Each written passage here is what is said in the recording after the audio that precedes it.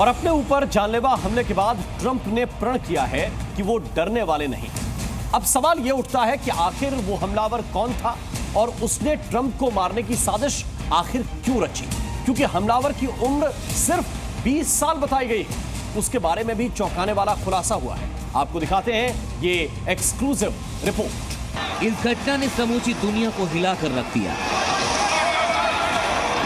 सुबह जब हिंदुस्तान जगा तो टीवी और मोबाइल पर उसका सामना इस खबर से हुआ। हालांकि राष्ट्रपति बाइडेन ने कहा, ऐसी किसी भी घटना का अमेरिका में कोई स्थान नहीं है। प्रधानमंत्री नरेंद्र मोदी ने भी ट्रंप पर हुए हमले पर दुख जताया है। इन सब के बीच सवाल उठ रहे हैं कि आखिर दुनिया में सबसे ज्यादा सुरक्षा का दम भरने वाले अमेरिका में राष्ट्रपति पद का चुनाव लड़ने की तैयारी कर रहे पूर्व राष्ट्रपति पर कड़ी सुरक्षा के बीच हमला कैसे हो गया और किसने कर दिया। अभी भी कहीं ना कहीं जो अमेरिका जहां पर आप प्रोटेक्शन के पॉइंट ऑफ व्यू से बहुत ही ज्यादा कोई चांस नहीं लिया जाता, मगर उसमें अभी भी कहीं ना कहीं खामियां और कमियां हैं। जिस प्रकार से ये हमलावर हमला कर पाया। इस हमले के बाद हमलावर को ट्रंप की सुरक्षा में तैनात स्नाइपर से मार गिराया था। उसके बाद हमलावर का सच सामने आया। हमलावर का नाम थॉमस मैथ्यू क्रुक्स बताया गया और वो पेंसिल्वेनिया का ही रहने वाला था। उसकी उम्र सिर्फ 20 वर्ष थी और उसका घर घटना स्थल से सिर्फ 40 किलोमीटर दूर बेथल पार्क में है। क्रुक्स को गणित और विज्ञान से जुड़ा स्टार अवार्ड भी मिल चुका था, यानी वो पढ़ाई में भी अच्छा था। और जानकारियां खंगाली गई तो क्रुक्स के बारे में चौंकाने वाला खुलासा हुआ।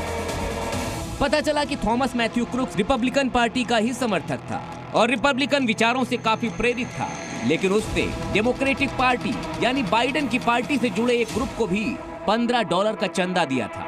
हालांकि FBI ने अभी और ज्यादा जानकारी से इनकार किया है। अब सवाल ये उठता है, अगर थॉमस रिपब्लिकन पार्टी से ही जुड़ा हुआ था तो फिर उसने ट्रंप पर हमला क्यों किया? क्या हमले का ऑर्डर कहीं और से हुआ था? क्या उसे ब्लैकमेल किया गया? हमले का ऑर्डर किसने दिया? कौन है जो नहीं चाहता कि ट्रंप चुनाव लड़े? सवाल तो ये भी है कि आमतौर पर VVIP मूवमेंट में रास्ते और कार्यक्रम स्थल के 500 से 1000 मीटर के दायरे को पूरी तरह से सील कर दिया जाता है। सारी ऊंची इमारतों पर स्नाइपर और सुरक्षा कर्मियों की नजर रहती है। फिर आखिर सीक्रेट सर्विस के एजेंट की नजरों से बचकर हमला साधने के लिए ठीक 400 फीट दूर ऊंची बिल्डिंग तक हमलावर कैसे पहुंच गया? क्या इसे सीक्रेट सर्विस एजेंट्स की बड़ी लापरवाही नहीं मानना चाहिए? फिलहाल सुरक्षा के मुद्दे पर ही सीक्रेट सर्विस के प्रमुख को तलब किया गया है। अमेरिकी प्रतिनिधि सभा में उनको 22 जुलाई को पेश होना पड़ेगा। FBI अफसर भी उस दौरान प्रतिनिधि सभा में तलब किए गए हैं। इन सब के बीच आज बाइडेन ने इमरजेंसी मीटिंग बुलाई।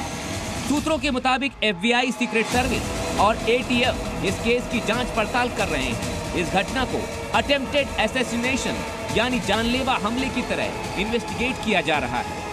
ब्यूरो रिपोर्ट, ज़ी मीडिया। और आइए अब आपको उस खतरनाक राइफल के बारे में बताते हैं जिससे ट्रंप पर हमला किया गया। यह बेहद ही खतरनाक राइफल है और इसका अमेरिका में आमतौर पर इस्तेमाल नहीं किया जाता। इस पर रोक लगा दी गई है, लेकिन फिर भी अभी भी चोरी छिपे इसका इस्तेमाल किया जा रहा है। अब आप ये समझिए कि ये कितनी खतरनाक है। इसको आप देखिए, ये है AR-15 राइफल। 2006 से अब तक 12 बड़े हमलों में इस हथियार का इस्तेमाल किया गया। ऑटोमेटिक सेल्फ रोलिंग राइफल है। 1950 के दशक में इसको बनाया गया था। AR का मतलब होता है असॉल्ट राइफल। इसकी मारक क्षमता 550 मीटर तक सटीक मानी जाती है। रफ्तार 600 से 700 मीटर पर सेकंड की रफ्तार से इससे गोली फायर होती है, गोली चलती है। वजन में ये काफी हल्की है, इसलिए चलाना भी काफी आसान होता है। और इन सबसे बड़ी बात यह है कि लगने के बाद ये शरीर के हिस्सों को बुरी तरह से डैमेज कर देती है और बचने की संभावना भी बेहद कम कर देती है, और इसीलिए इसको काफी घातक माना जाता है। ज़ी न्यूज़।